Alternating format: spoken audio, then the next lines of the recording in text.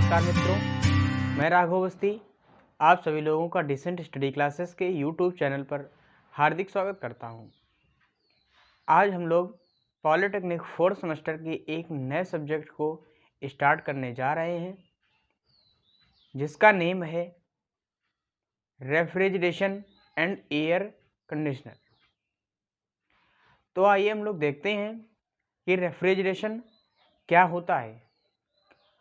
तो नॉर्मली आप लोग सबसे पहले अपने दिमाग में अपने घर की फ्रिज को लेकर रख लीजिए, मतलब छोटी सी एक झलक ले लीजिए और उसे दिमाग में कर लीजिए, जिससे आप लोगों को क्या है प्रशीतन या रेफ्रिजरेशन अच्छे से समझ में आ जाएगा। तो सबसे पहले हम लोग देखते हैं प्रशीतन क्या है।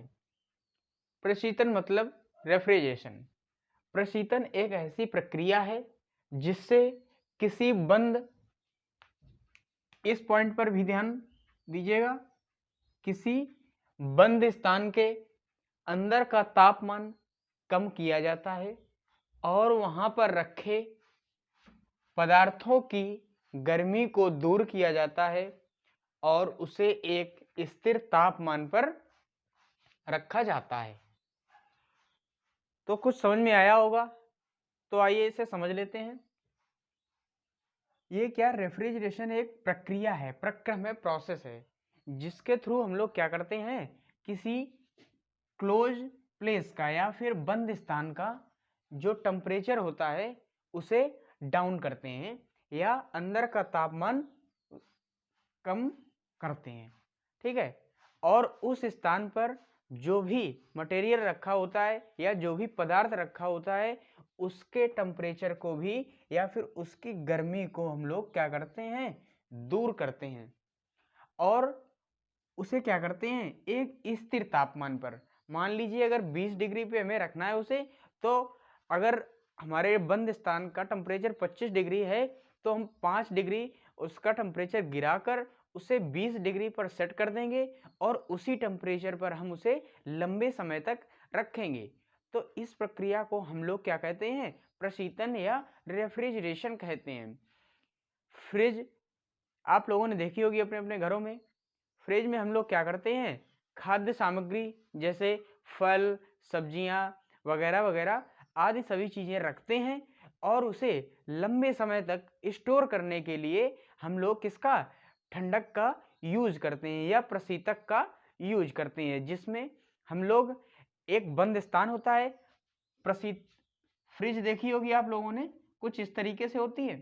क्या है ये क्लोज प्लेस हो गया, बंद स्थान हो गया, जिसमें हम लोगों ने क्या किया कुछ खाद्य सामग्री को रखा और इसे लंबे समय तक रखने के लिए या लंबे समय तक ये खराब ना हो, अपनी ही मेन पोजीशन में या फिर प्रारंभिक स्थिति में ये बना रहे, इसलिए हम लोग क्या करते हैं इसके जो अंदर का टेम्परेचर है उसे हम लोग नॉर्मल रूम टेम्परेचर से कम टेम्परेचर पर ले जाते हैं और इसमें जो भी खाद्य सामग्री होती है उसकी जो गर्मी होती है उसे हम बाहर निकाल देते हैं, जिससे क्या होता है हमारा जो अंदर रखा हुआ पदार्थ होता है या खाद्य सामग्री होती है वो लंबे समय तक अच्छे से बिना सड़े रह सकती है।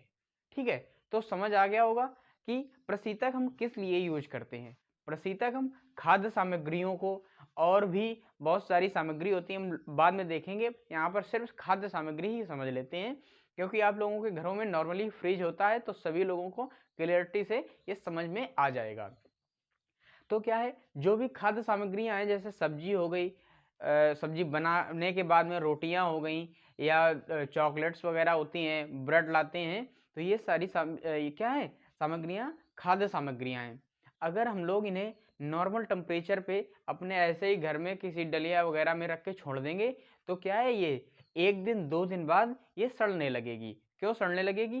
क्योंकि उससे क्या है एक लो टेम्परेचर चाहिए था एक लंबे समय तक रहने के लिए, लेकिन क्या हुआ उसे वो टेम्परेचर वातावरण से नहीं मिल पाया या एटमॉस्फेयर से वो टेम्परेचर उसे नहीं मिल पाया, जिसकी वजह से वो खाद्य सामग्री क्या कुछ घंटों या कुछ दिनों बाद खराब हो जाती है। तो अगर उसे हम लंबे समय तक रखना चाहते हैं तो हम लोग प्रशीतक या फ्रिज का यूज करते हैं, जिसमें हम लोग नॉर्मल टेम्परेचर जो भी होता है एटमॉस्फेयर का, उससे कम टेम्परेचर हम उस क्लोज प्लेस का कर देते हैं और उसमें हम लोग जो भी खाद्य सामग्रियां होती हैं उनको रख देते हैं, जिससे क्या होता है, खाद्य सामग्रियों के अंदर जो गर्मी थी वो भी बाहर हम लोग कर देते हैं।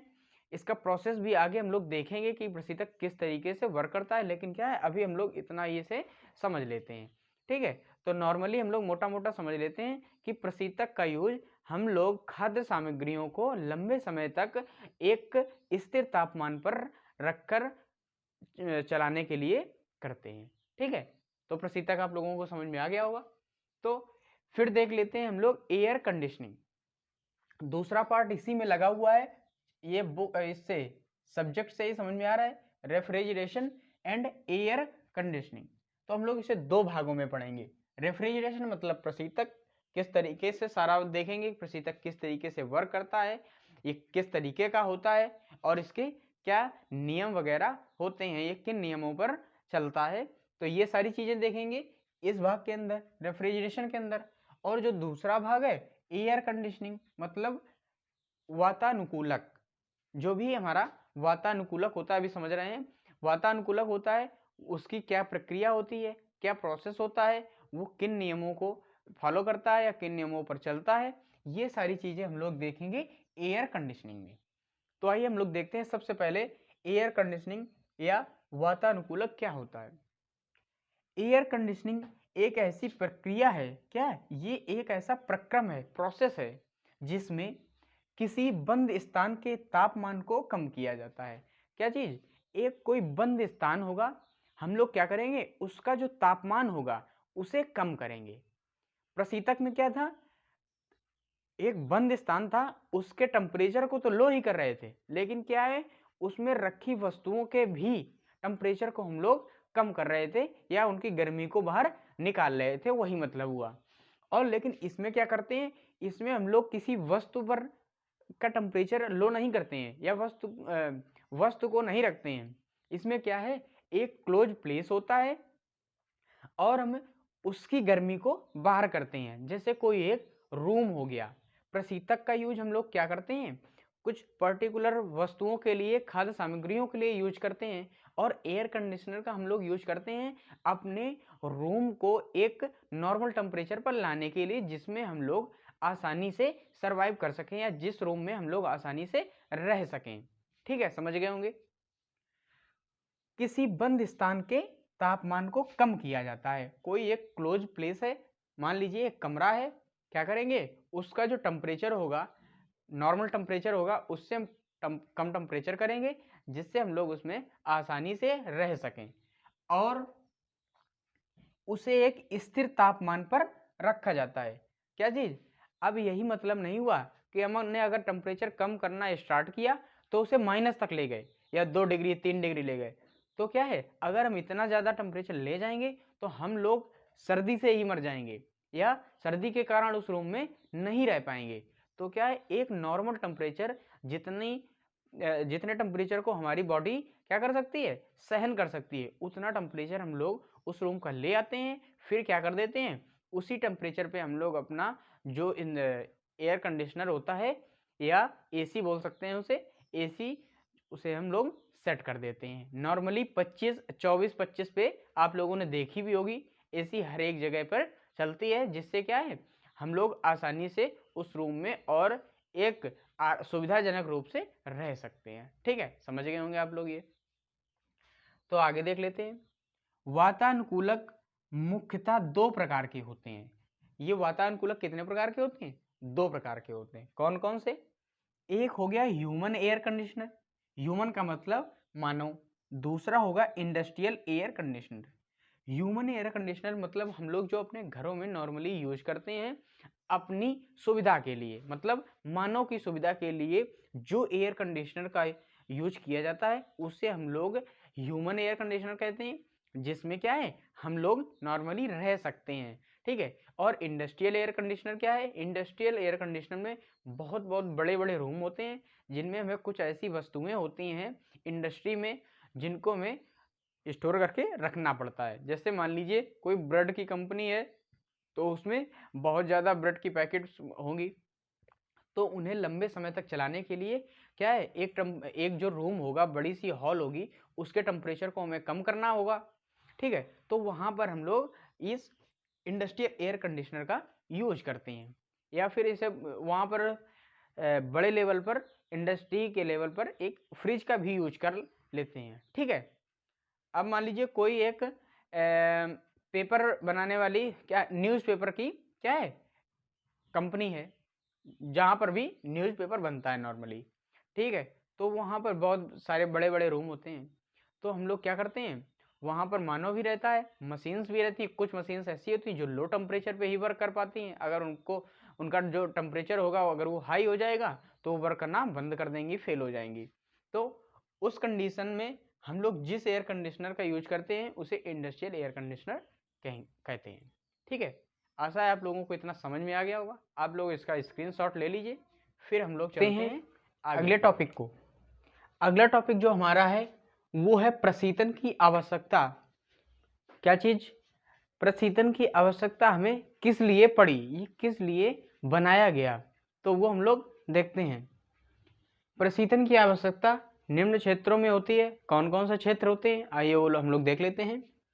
सबसे पहला है घरेलू उपयोग में। नॉर्मली हम जो अपने घरों में फ्रिज यूज करते हैं वो किस लिए यूज करते हैं, खाद्य सामग्री को सुरक्षित करने के लिए, और पानी वगैरह नॉर्मली जो होता है उसे ठंडा करने के लिए।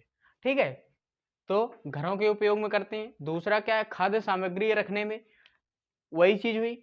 घरों में किस लिए यूज करते हैं, खाद्य सामग्री हमारी सेफ बनी रहे या लंबे समय तक प्रिजर्व रहे या रखी रहे, तो उस लिए करते हैं। अगला क्या है, मिष्ठान की दुकानों में। मिष्ठान मतलब जहाँ पर मिठाइयाँ मिलती हैं उन्हें हम मिष्ठान की दुकानें बोलते हैं। मिष्ठान की दुकानों में क्यों करते हैं, क्योंकि अगर मिठाइयों को हम नॉर्मली टेम्परेचर पर रख कर छोड़ देंगे तो क्या है, वो कुछ घंटों या कुछ दिनों बाद खराब हो जाएंगी, सड़ने लगेंगी। इसलिए हम लोग दुकानों पर फ्रिज का यूज करते हैं और उसमें हम लोग मिठाइयों को रखते हैं और लंबे समय तक चलाते हैं। ठीक है, अगला देखते हैं प्रिंटिंग कार्यों में।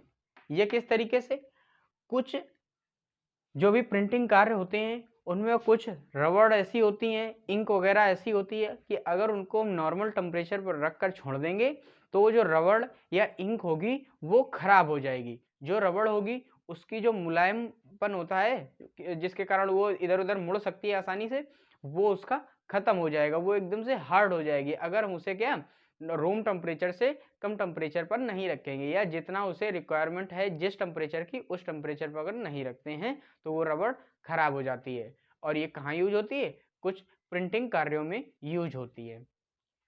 ठीक है, तो अगला टॉपिक क्या है, अगला टॉपिक हम लोग देख लेते हैं। हमारा जो अगला टॉपिक है वो है प्रशीतन प्रभाव या प्रशीतन इफेक्ट, कि किस तरीके से प्रशीतन प्रभाव को हम लोग कैलकुलेट करते हैं या क्या होता है प्रशीतन प्रभाव। तो आइए हम लोग देख लेते हैं। यह प्रशीतन कक्ष से प्रशीतन द्वारा, किस द्वारा, प्रशीतन द्वारा अवशोषित मतलब निकालना, अवशोषित की गई ऊष्मा की मात्रा है। क्या है प्रशीतन प्रभाव, हम लोग फ्रिज का क्या काम करते हैं कि बंद स्थान होता है उससे ऊष्मा निकालते हैं। ठीक है, उससे ऊष्मा क्या हम लोग करते हैं, निकालते हैं। तो प्रशीतन प्रभाव क्या होता है कि उस टेम्परेचर से जो ऊष्मा की मात्रा निकाली जा रही है उसे ही हम प्रशीतन प्रभाव कहते हैं या इफेक्ट कहते हैं। समझ लीजिए फिर से नॉर्मली शब्दों में कि हमने ऊष्मा निकाली और उसमें क्या किया, ठंडक ले गए, तो उस स्थान पर वो क्या कर रही है, प्रभाव डाल रही है। और किसका डाल रही है प्रभाव, प्रशीतन का, मतलब ठंडा कर रही है, ठंडे करने का प्रभाव पड़ रहा है, तो इसलिए हम लोग इसे बोलते हैं प्रशीतन इफेक्ट। तो एक बार दोबारा समझ लेते हैं। प्रशीतन इफेक्ट वह इफेक्ट है जो हम उस बंद स्थान से जितनी ऊष्मा की मात्रा को बाहर निकालते हैं उससे हम लोग क्या कहते हैं, प्रशीतन प्रभाव कहते हैं। किस स्थान के लिए, जिस स्थान से ऊष्मा या गर्मी निकाल ली गई है। ठीक है, समझ में आ गया होगा। आगे देखते हैं। आगे है जब बर्फ पिघलती है। नॉर्मली कोई बर्फ है, बर्फ ले लेते हैं, बर्फ क्या है, पिघलती है, तो आसपास की वस्तुओं से अपने पिघलने की गुप्त ऊष्मा, किसके, जो उसकी गुप्त ऊष्मा होती है, किसकी, बर्फ की गुप्त ऊष्मा जो होती है के बराबर ऊष्मा अवशोषित करती है। क्या हुआ, हम जब भी कोई बर्फ का टुकड़ा लेकर नॉर्मली वातावरण में ऐसे ही रखकर छोड़ देते हैं तो क्या है, वो बर्फ धीमे धीमे पिघलने लगती है। तो भाई जब वो बर्फ पिघल रही है उसमें ज़्यादा ठंडकपन है और कोई वस्तु है क्या अधिक गर्म है, तो क्या करेगी, वो इक्विलिब्रियम या साम्यावस्था में आने का प्रयास करेगी। साम्यावस्था का मतलब क्या हो गया, जो गर्म वस्तु का टेम्परेचर है, जो ठंडी वस्तु का टेम्परेचर है, वो दोनों आपस में एक दूसरे में क्या ऊष्मा का आदान प्रदान करेंगी और एक बराबर ऊष्मा पर दोनों आ जाएंगी। तो बर्फ क्या करता है, अपने अंदर उपस्थित जितनी गुप्त ऊष्मा होती है उसके बराबर ही वातावरण से ऊष्मा को अपने अंदर अवशोषित कर लेता है या ग्रहण कर लेता है। मान लीजिए कोई ये एक बर्फ का टुकड़ा है और दूसरा क्या, कोई ये एक गर्म वस्तु है, ठीक है। अगर ये गर्म वस्तु है और ये ठंडी वस्तु है, अगर हम इन दोनों को ऐसे सटाकर रख देते हैं तो क्या है, ऊष्मा किस ओर संचरण करती है, ऊष्मा संचरण के नियम से ये भी बोल सकते हैं या आगे पढ़ेंगे हम लोग, ऊष्मा गर्म वस्तु से ठंडी वस्तु की ओर जाने का प्रयास करेगी। और कब तक जाएगी, जब तक अपने बराबर दूसरी वस्तु को गर्म या समान टेम्परेचर नहीं कर लेगी। तो इसी को बोलते हैं हम लोग साम्यावस्था में दोनों वस्तुएं जब तक नहीं आ जाएंगी। ठीक है, समझ गए होंगे। तो आगे देखते हैं, आगे क्या है, 1 किलोग्राम जब बर्फ पिघलती है, कोई क्या ले लेते हैं हम लोग, 1 केजी बर्फ ले लेते हैं, बर्फ का टुकड़ा जो कि क्या है 1 किलो का बर्फ का टुकड़ा है। तो वह अपने परिस्थान, परिस्थान का मतलब क्या हो गया, एटमॉस्फेयर, जो भी सराउंडिंग एरिया होता है उसे हम लोग परिस्थान बोलते हैं, से 335 किलो जूल, ये क्या है, किलो जूल ऊष्मा की यूनिट है। कितनी ऊष्मा, 335 किलो जूल ऊष्मा को क्या है अवशोषित कर लेती है अपने अंदर। मान लीजिए हम लोगों ने क्या किया, 1 किलोग्राम का कोई एक बर्फ का टुकड़ा जो है उसे हम लोगों ने क्या किया, क्या किया, परिस्थान में रखकर छोड़ दिया।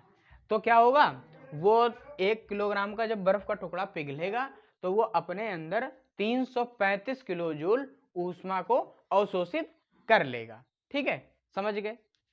तो अब हम लोग देख लेते हैं 1 टन प्रशीतन प्रभाव। अभी हम लोग ये प्रशीतन टन प्रभाव आगे देखेंगे, सबसे पहले ये देख लेते हैं ये क्या है, यूनिट होती है। ठीक है, टन, 1 टन प्रशीतन प्रभाव मतलब 1 टन जो प्रशीतन प्रभाव होगा, प्रशीतन प्रभाव का मतलब क्या है, जो एटमॉस्फेयर पर प्रभाव डालता है, अगर वो 1 टन है तो क्या होगा, मान ये क्या हम लोगों ने लिया है 1 किलोग्राम बर्फ ली है, ठीक है, 1 केजी बर्फ ले ली है, तो क्या 1000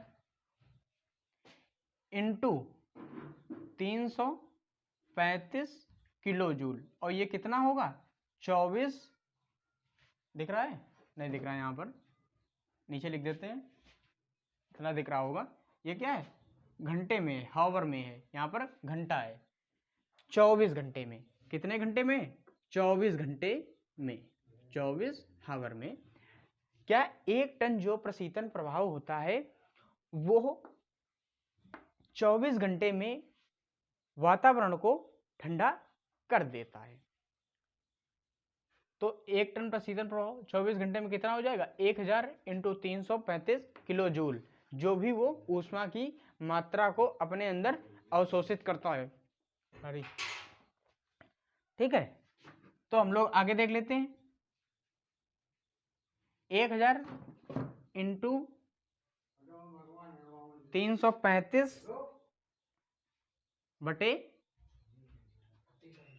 24 इंटू 60 क्या हो गया जो भी हमारे घंटे हैं, ये एक दिन में कितने घंटे होते हैं? 24 घंटे होते हैं। और क्या है, ये 1 घंटे में 60 मिनट होते हैं। तो इसे हम लोगों ने चेंज कर लिया।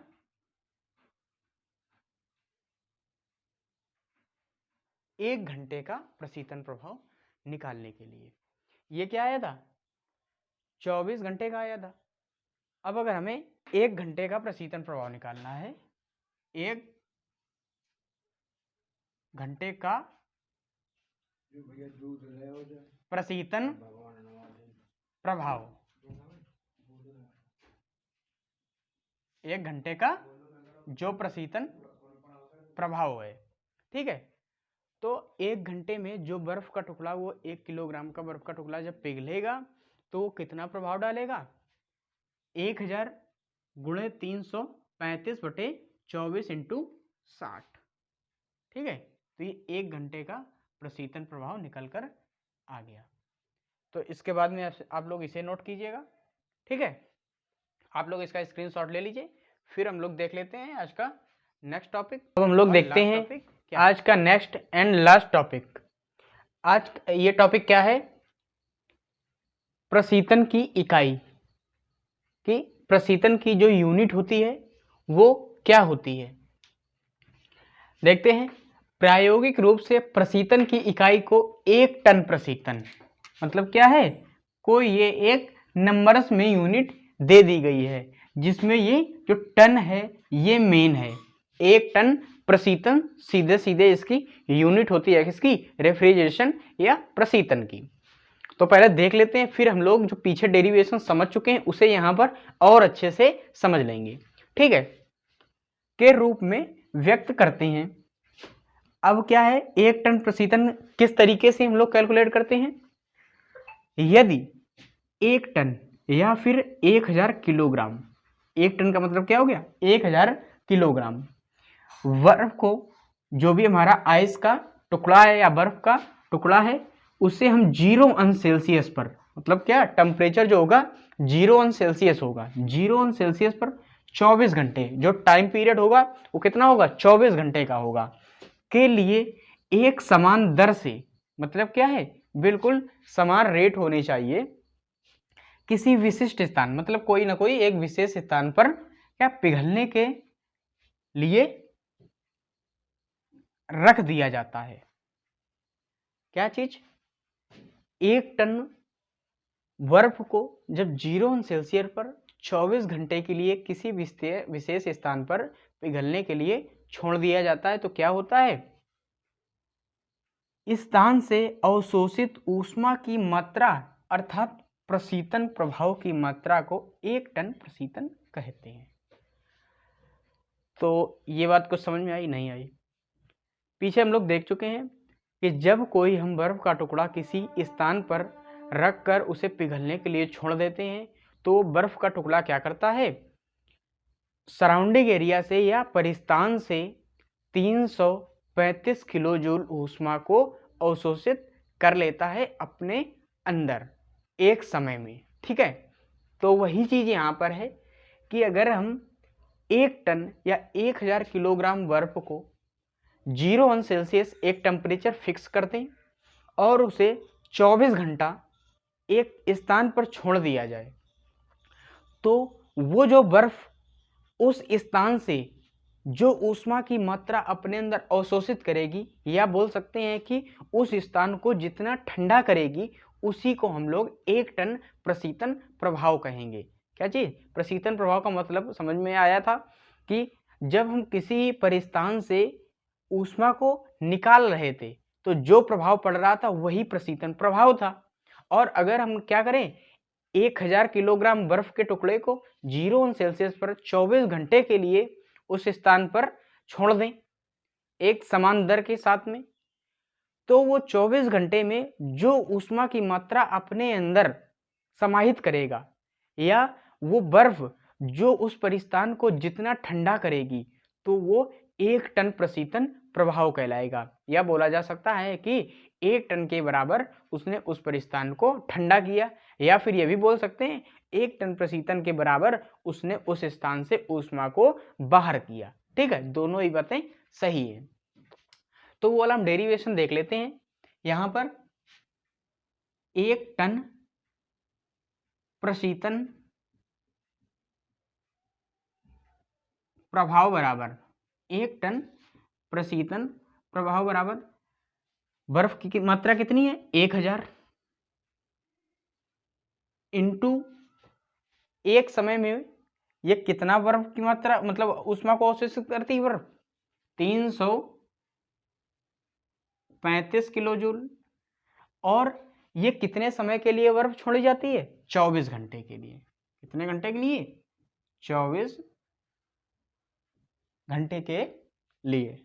ठीक है, तो अगर हम लोग क्या करें 1 घंटे का प्रशीतन प्रभाव निकालें। ठीक है, तो 1 घंटे का अगर निकालना हमें प्रशीतन प्रभाव तो 1000 इंटू 335 हम लोग भाग किसका दे देंगे, कितने घंटे हैं 24 घंटे, गुणे 60 कर देंगे, क्योंकि 1 घंटे में 60 मिनट होते हैं।